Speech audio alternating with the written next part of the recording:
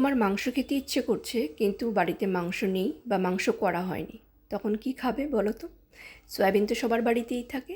চলো তাহলে মাংসের টেস্ট আনার জন্য একটা সোয়াবিনের রেসিপি তোমাদের সাথে শেয়ার করছি, সোয়াবিন মাঞ্চুরিয়ান। আরেকটা কথা বলছি, আমি ফেসবুকে যখনই লং ভিডিও দিচ্ছি সেটা রিল হিসাবে চলে আসে পার্ট 1 পার্ট 2 করে।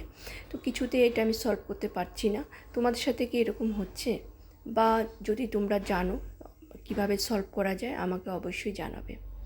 আর এখানে দেখো আমি কিছু সবজি নিয়েছি, গাজর, পেঁয়াজ, কাশ্মীরি লঙ্কা, রসুন, আদা, তারপর টমেটো, কাঁচা লঙ্কা।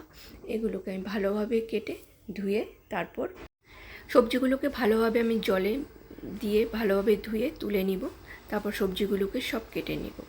এখন সবজির মধ্যে এখানে গাজর, আদা আর রসুন এই তিনটাকে আমি এভাবে একটা মেশিনের সাহায্যে কুড়িয়ে নিয়েছি। সেটা এই মেশিনটা সবার বাড়িতেই থাকে। তারপর একসাথে সব রেখে দিলাম। এখন আমি পেঁয়াজ কাটছি, পেঁয়াজটাও কেটে রেখে দিব। টমেটো আদা দিয়েছি, সেটাও কেটে রেখে দিচ্ছি। আর হচ্ছে কাশ্মীরি লঙ্কা, সেটাও আমি কেটে রেখে দিব। আর কাঁচা লঙ্কা।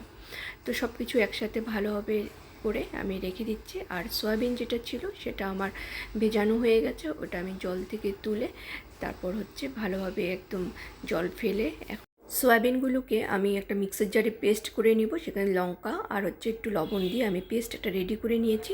আর কেটে রাখা সবজির উপরে আমি সয়াবিনগুলো দিয়ে দিব। তাতে দিব আমি 3 চামচ বেসন, 2 চামচ আটা, সামান্য একটু কালো জিরে ঘষে দিয়ে দিব, পরিমাণ হলুদ, লঙ্কার গুঁড়ো, জিরের গুঁড়ো, লবণ।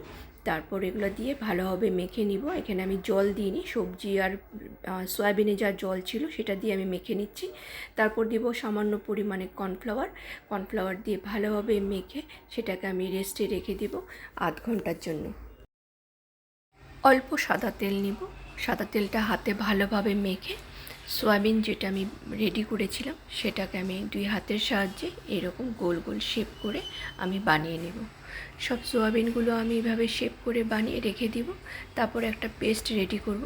সেখানে থাকবে আধা পেঁয়াজ, আধা টমেটো, 2 রুয়া রসুন, আর 4টা পাকা লঙ্কা, আর হচ্ছে সামান্য আদা।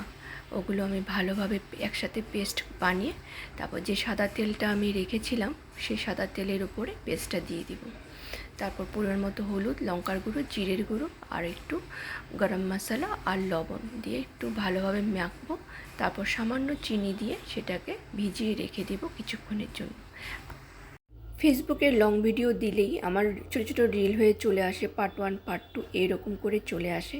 কেন হচ্ছে আমি জানি না, আমার প্রবলেমটা এখনও সলভ হয়নি। তোমাদের কারোর জানা থাকলে আমাকে অবশ্যই বলবে। তো দেখো তারপর রেসিপিটা কিভাবে করেছি। তো তেলটা গরম হয়ে আসলে আমি সয়াবিনটা দিয়ে দিয়েছি। সয়াবিনটা দিয়ে তারপর হচ্ছে একটু গোল্ডেন ব্রাউন করে ফ্রাই করে তুলে নিয়েছি। ওই তেলে আমি দিয়ে দিয়েছি গোটা এলাচ আর দারচিনি। দেওয়ার পর আগের থেকে রেডি করে রাখা পেস্ট সেটাও দিয়ে দিয়েছি। দেওয়ার পর কিছুক্ষণ নাড়াচাড়া করব। যখন কষানো হয়ে যাবে, তেলটা ছেড়ে দিবে, তখন সেখানে আমি 1 বাটি জল দিয়ে দিব। জলটা দিয়ে কিছুক্ষণ বয়েল করার পর আমি সয়াবিনগুলো দিয়ে দিব। সয়াবিনগুলো দিয়ে কিছুক্ষণ বয়েল করব। বয়েল করার পর একটু নাড়াচাড়া করব, এপাশ ওপাশ করে দিব যাতে 2 পাশে মশলাগুলো ভালোভাবে লেগে যাবে, খেতেও একটু টেস্ট হবে। তো এভাবে করার পর গ্যাসের ফ্লেমটা আমি কম করে উপর দিয়ে একটু ফ্রেশ ক্রিম দিয়ে দিয়েছি আর হচ্ছে একটু ধনেপাতা কুচি দেওয়ার পরে আমার রেডি সয়াবিন মাঞ্চুরিয়ান। তো নামানোর পর আমি উপর দিয়ে আরেকটু ফ্রেশ ক্রিম দিয়েছি টেস্টটা বাড়ার জন্য, দেখতেও ভালো লাগে বলে। তো তোমরা এইভাবে করে খাবে। বোনলেস চিকেন যেরকম টেস্ট হয় অতটা না হলেও কিছুটা তো হবে।